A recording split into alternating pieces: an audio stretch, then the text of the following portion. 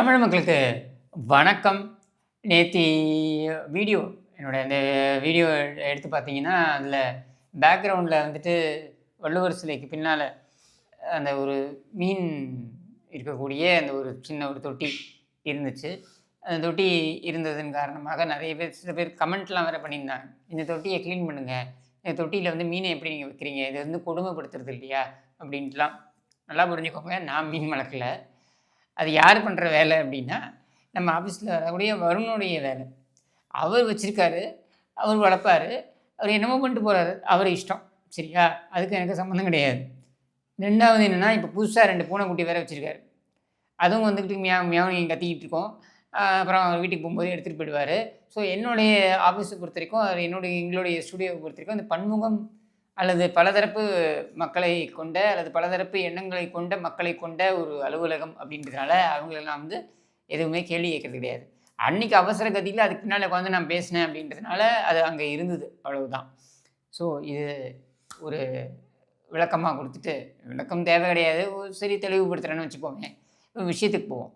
இன்றைக்கி சட்டமன்றத்தில் நம்ம அமைச்சர் மரிய வில்சன் ரொம்பவே கோவப்பட்டுட்டார்.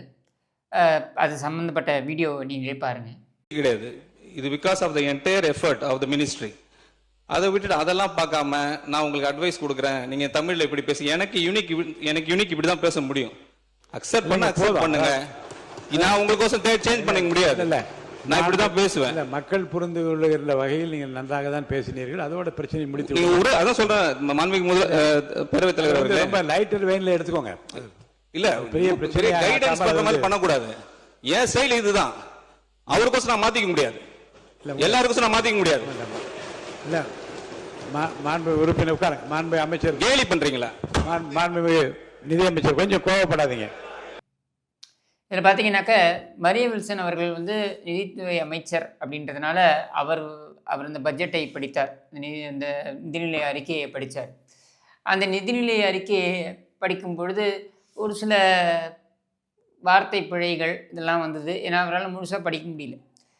இப்போ நீங்கள் நல்லா புரிஞ்சுக்கணும், மரிய வில்சன் வந்து வானத்துலேருந்து குதிக்கலை. இங்கே இருக்கக்கூடிய சராசரி மனிதர் தான் மரிய வில்சன். சரியா? தமிழ்நாட்டுடைய நிலைமை இதுதான்.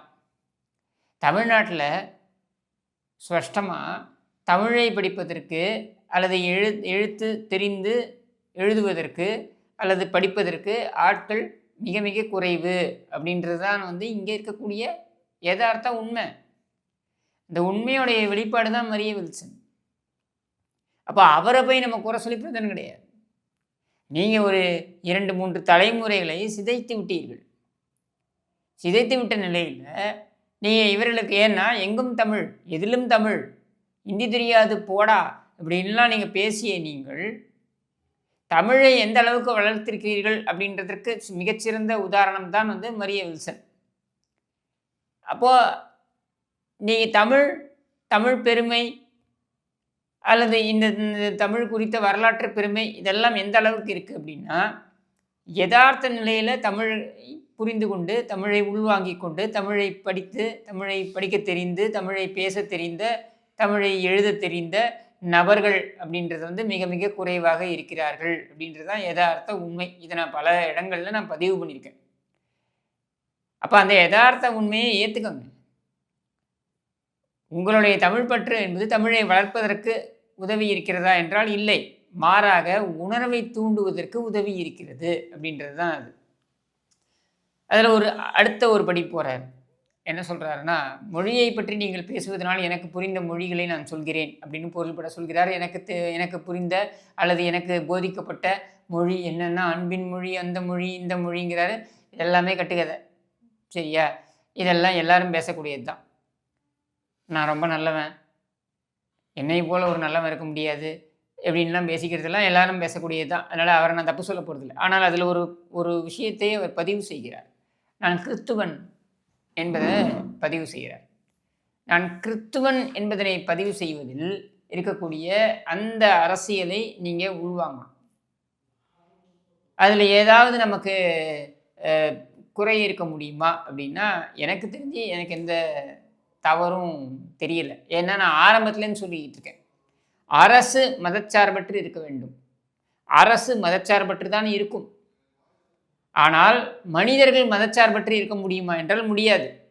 ஐ எம் எ செக்யூலர் அப்படின்னு சொல்கிறாங்க இல்லையா, முட்டாள்தனம். நீ ஏதாவது ஒரு மதத்தை பற்றி அல்லது பற்றுக்கொண்டு ஏதாவது மத நம்பிக்கை கொண்டு இருக்கக்கூடியவர் தான் அப்படின்னும் பொழுது நீ எப்படி மதச்சார்பற்று இருக்க முடியும்? அப்போ இந்த மதச்சார்பற்று அப்படின்ற அந்த கொள்கை என்பது அரசாங்கத்திற்கு பொருந்தும், மனிதர்களுக்கு பொருந்தாது. மரிய வில்சன் என்பவர் தனி மனிதர். அவர் அமைச்சர் என்பதற்கு முன்னால் தனி மனிதர்.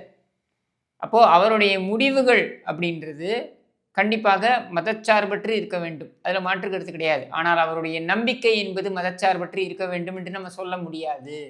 இதைத்தான் நான் பதிவு பண்ணுறேன், பல இடங்களில் நான் பதிவு பண்ணுறேன். ஏன்னா நிறைய பேர் இந்த குழப்பத்தில் இருக்காங்க. இன்னும் சொல்ல வேண்டுமென்றால் இந்த எம்மதமும் சம்மதமே அப்படின்னு சொல்கிறவங்களே இந்த குரூப்பையே நான் பார்த்து நான் கேட்பேன், அது எப்படி எம்மதமும் சம்மதமாகும்? எனக்கு ஒரு மதம் இருக்குது, இந்து மதம். என்னுடைய மதம் எப்படி கிறிஸ்துவத்தை ஏற்றுக்கும்? கிறிஸ்துவ மதம் எப்படி என் மதத்தை ஏற்றுக்கும்? அப்போ 2 மதமும் ஒன்றை ஒன்று ஏற்றுக்காது அப்படின்னும் பொழுது எப்படி 2 மதமும் சம்மதமாகும்? ஆனால் அடிப்படை என்ன? நாம் அவங்க மதத்துடைய நம்பிக்கைக்கு மதிப்பு கொடுப்போம் அப்படின்றது தான். நீ கிறிஸ்துவரா, நான் அதுக்கு உன்னுடைய நம்பிக்கைக்கு நான் மரியாதை கொடுக்குறேன். ஆனால் உன் நம்பிக்கையை நான் ஏற்றுக்கிறேன்னா நான் ஏற்றுக்கலை. அந்த அளவில் தான் அது இருக்கணும்.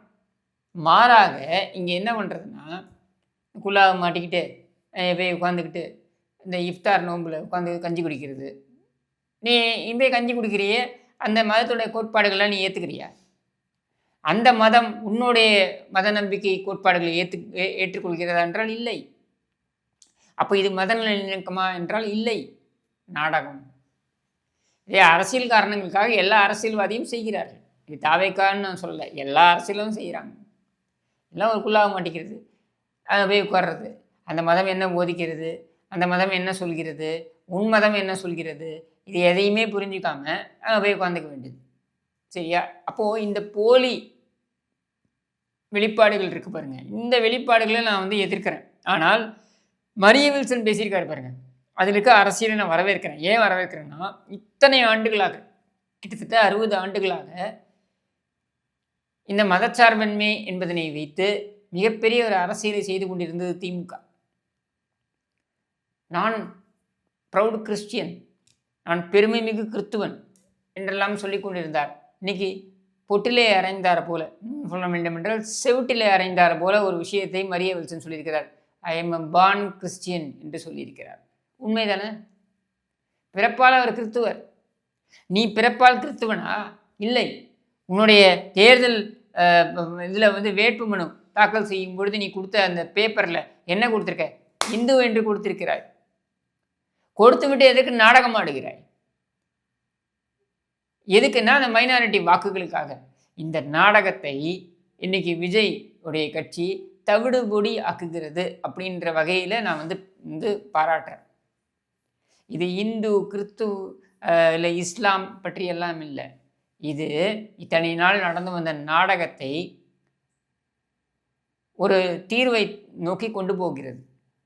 ஏன்னா இன்றைக்கி நிறைய விஷயங்கள் நடந்திருக்கு சட்டமன்றத்தில். உதாரணத்திற்கு பார்த்தீங்கன்னாக்கா தமிழ்த்தாய் வாழ்த்து. ஏன்னா மரிய வில்சன்ங்கிற அமைச்சருக்கு தமிழ் வாசிக்க தெரியவில்லை அப்படின்ற விமர்சனம் வந்த அதே சட்டமன்றத்தில் தான், அதே மன்றத்தில் தான் தமிழ்த்தாய் வாழ்த்து முதலில் பாடப்பட வேண்டும் அப்படின்னு ஒரு தீர்மானம். எதுக்கு இந்த தீர்மானம்? அதாவது வேலை இல்லாதவன் பூனைக்கு சிறச்சி விட்ட கதை அப்படின்னு சொல்கிற மாதிரி தான் இந்த வேலை.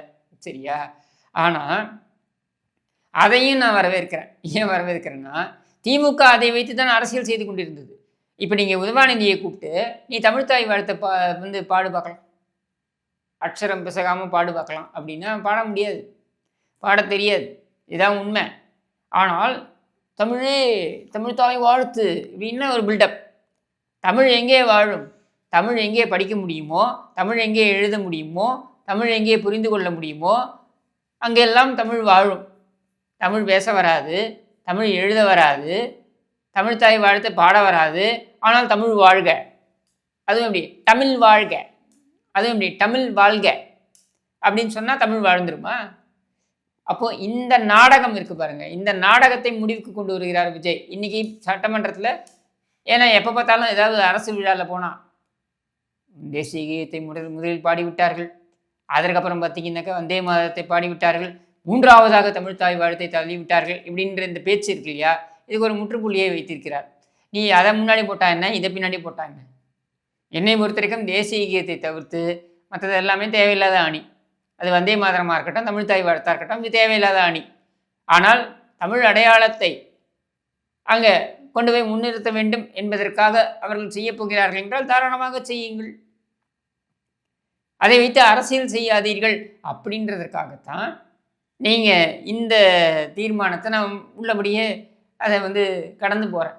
சரி என்னமோ பண்ணுங்கப்பா அப்படின்ட்டு. இப்போ மரிய வில்சனுடைய விவகாரத்துக்கு வருவோம். அவர் கிறித்துவர் என்பதனை பதிவு செய்கிறார். அவர் நிதிநிலை அறிக்கையை கொண்டு வரும்பொழுது ரோசரி அவங்களுடைய ஜெப மாலையை எடுத்து கொண்டு வருகிறார்.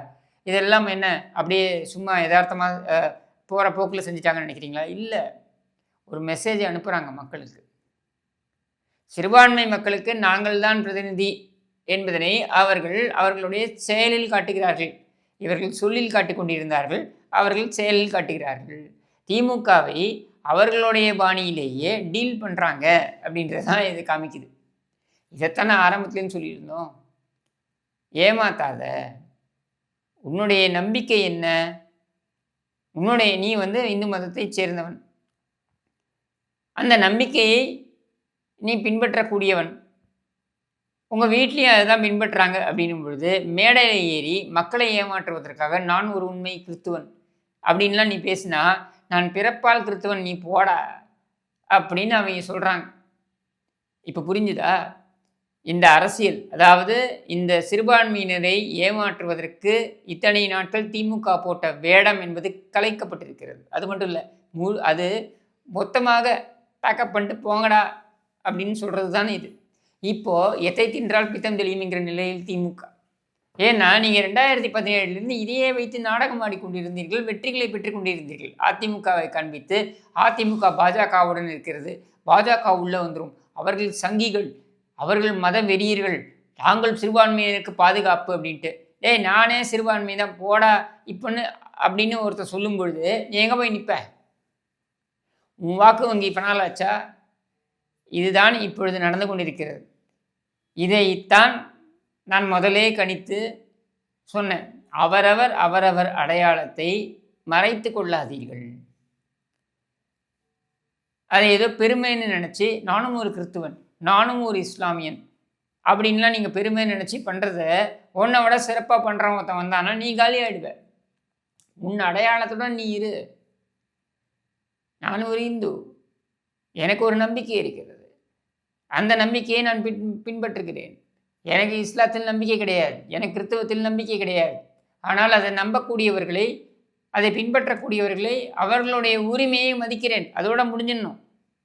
அதை விட்டுவிட்டு நீ பண்ணக்கூடிய நாடகம் இருக்கு பாருங்க. இந்த நாடக அரசியலுக்கு ஒரு முற்றுப்புள்ளியை வைத்திருக்கிறார் விஜய் அப்படின்ற வகையில் மரிய வில்சன் செய்யக்கூடியதை நான் பாராட்டுறேன். அடுத்தது ஒருபடி மேலே போய் இன்றைக்கி இன்னொரு சம்பவம் நடந்திருக்கு. என்னென்னா, நம்ம ஜேசிடி பிரபாகர் இருக்கார் இல்லையா, நம்ம பேரவைத் தலைவர், அவர் ஒரு பேரணியிலே கலந்துக்கிறார். இது யாருடைய பேரணி அப்படின்னு பார்த்தீங்கன்னாக்கா, கேத்தலிக் அசோசியேஷனுடைய பேரணி, கத்தோலிக்கர்களுடைய பேரணின்னு நினைக்கிறேன்.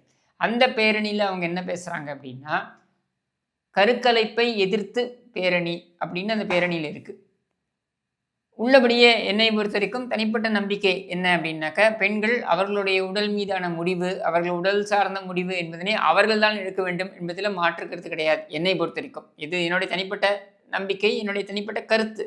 ஆனால் அந்த மதம் கருக்கலைப்பு என்பதனை எதிர்த்து நிலைப்பாட்டை எடுக்கிறது என்கிற நிலையில் இது அமெரிக்காவில் மிகப்பெரிய ஒரு விவாதமாக இருக்குது. அப்படின்ற நிலையில் இன்றைக்கி அவர் ஜேசிடி பிரபாகர் அதில் கலந்துக்கிறார். ஏன்னா அவரை பொறுத்த வரைக்கும் அவர் ஒரு டிவோட் கிறிஸ்டியன், நான் ஒரு உண்மையான கிறிஸ்துவன் அப்படின்ற ஒரு நிலைப்பாடை எடுக்கிறார். அப்படி நிலைப்பாடை எடுக்கக்கூடியவர் அவர் அங்கே போய் பேசுகிறார். அவர் என்ன பேசுகிறாரு, இந்த கருக்கலைப்பு அப்படின்றத நம்ம ஆதரிக்கக்கூடாது என்று பொருள்பட பேசுகிறார். ஒரு பேரவைத் தலைவர் அப்படி பேசலாமா என்றால் பேசலாம். அவருடைய நம்பிக்கையை தானே அவர் பேசுகிறாரு. ஜேசிடி பிரபாகரன் என்பவர் தனிநபர், பேரவைத் தலைவர் என்பது பேரவை தலைவர் என்ற இருக்கையில் இருக்கும் பொழுது தான். மற்றபடி அவர் தனிநபர், அவருக்கு நம்பிக்கை இருக்கலாம். அந்த நம்பிக்கை சரியா தவறா என்பதெல்லாம் விவாதத்துக்கு உட்படுத்தப்பட வேண்டியது, அது வேற விஷயம். ஆனால் அவருடைய நம்பிக்கையை அவர் வெளிப்படுத்தக்கூடாதுன்னு சொல்றதுக்கு நமக்கு எந்த உரிமையும் கிடையாது. அப்போ இந்த மகளிர் ஆணையம் அவன் இவை எல்லாம் இந்த மாதர் சங்கம் இவெல்லாம் கிளம்பிட வேண்டியது பெண்களுக்கு எதிராக. இது பெண்களுக்கு எதிராக எதுவும் கிடையாது. அவங்க மதம் அதை சொல்லுது, அந்த மதத்துடைய கோட்பாடை அவர் வெளிப்படுத்துகிறார், அவ்வளவுதான், முடிஞ்சு போச்சு. உனக்கு என்ன பிரச்சனை? மத நல்லிணக்கம்னு பேசுறீங்கல்ல, எல்லா மதத்துடைய நம்பிக்கைகளையும் நம்ம வந்து இடம் கொடுக்கணும்னு சொல்றீங்களா? அந்த மதத்துடைய நம்பிக்கை இதுதான், இருந்துட்டு போட்டோமே, என்ன இப்போ? அப்போ அதில் எதுக்கு நீங்கள் குத்தம் கண்டுபிடிக்கிறீங்க? இன்னொன்று, சட்டமன்றத்தில் இப்படி எல்லாம் பேசலாமா என்றால், சட்டமன்றத்தில் நீங்கள் மரிய வில்சன் என்ன பாவாடையை தூக்கி பாருன்னா சொன்னார்? அதையெல்லாம் நீங்கள் பேசியிருக்கீங்க. இதே சட்டமன்றத்தில் பார்த்தீங்கன்னாக்க செல்வி ஜெயலலிதா அவர்களை பார்த்து, நீ பாப்பாத்தி, உனக்கு என்ன தெரியும் இடஒதுக்கீடு பற்றி, உனக்கு என்ன தெரியும் சாதி அடக்குமுறை பற்றி அப்படின்னு பேசும் பொழுது, ஆம் நான் பாப்பாத்தி தான், ஆனால் 69% இடஒதுக்கீடு என்பதனை ஒரு புரட்சியாக நான் இந்த நாட்டில் கொண்டு வருவேன், இந்த நாட்டில் அமல்படுத்துகின்ற ஒரே மாநிலமாக தமிழகம் இருக்கும், அதை வந்து அந்த அட்டவணையில் கொண்டு வந்து அரசியல் சாசனத்தில் திருத்தத்தை கொண்டு வந்து சட்ட திருத்தத்தின் மூலமாக அதை நிரந்தரமான ஒரு சட்டமாக நான் கொண்டு வருவேன் அப்படின்றதை தீர்மானமாக முன்மொழிந்தார், சாதித்தும் காண்பித்தார். பார்த்தீங்கன்னாக்கா 3 பேரை முக்கியமான நபர்கள்னு சொல்லலாம். ஒன்று இவர் நரசிம்மராவ், இன்னொன்று இவர் வாஜ்பாய், 3வது சங்கர் தயாள் சர்மா. நரசிம்மராவ் அப்பொழுது பிரதமர், எதிர்க்கட்சி தலைவர் பார்த்தீங்கன்னா அந்த இடத்துல இருந்தவர், எதிர்க்கட்சி வரிசையில் இருந்தவர் அடல் பிஹாரி வாஜ்பாய், ஜனாதிபதி சங்கர் தயாள் சர்மா, 3 பேரும் பார்ப்பனர்கள். 3 பேரும் அதற்கு இசைவு தெரிவித்து ஒருமனதாக அந்த தீர்மானம் நிறைவேற்றப்பட்டு வரலாற்று சிறப்புமிக்க ஒரு முடிவு எடுக்கப்பட்டது. அதற்கு அச்சாரம் என்ன? நான் பாப்பாத்தி தான் என்று சட்டமன்றத்தில் சொன்னது. அப்போது சட்டமன்றத்தில் தங்களுடைய அடையாளத்தை கேலி பேசியவர்கள், தங்களுடைய அடையாளத்தை வந்து துச்சமாக சொன்னவர்களுக்கு தக்க பதிலடியை செயல் வடிவத்தில் கொடுத்த அதிமுக போல, இன்றைக்கு தாவேகாவில் இருந்து மரிய வில்சன் வந்து, ஆமாம் நான் கிறிஸ்துவன் தான், நான் பான் கிறிஸ்டின் தான், நீ பான் கிறிஸ்டின் கிடையாது, நீ வந்து சும்மா நாடகம் போடுற ஆள் அப்படின்றத சொல்கிறதுல எனக்கு ஒன்றும் தப்பாக தெரியல. தப்பாக இருக்குது என்று நினைப்பவர்கள் உங்களுடைய கமெண்ட்டை நீங்கள் பதிவு பண்ணுங்கள், அதற்கான விளக்கம் அல்லது பதில், விளக்கம் இல்லை பதில் என்ன அப்படின்றத அதை ஆராய்ந்து நான் கொடுக்க தயாராக இருக்கிறேன் என்று கூறி விடைபெறுகிறேன். நன்றி.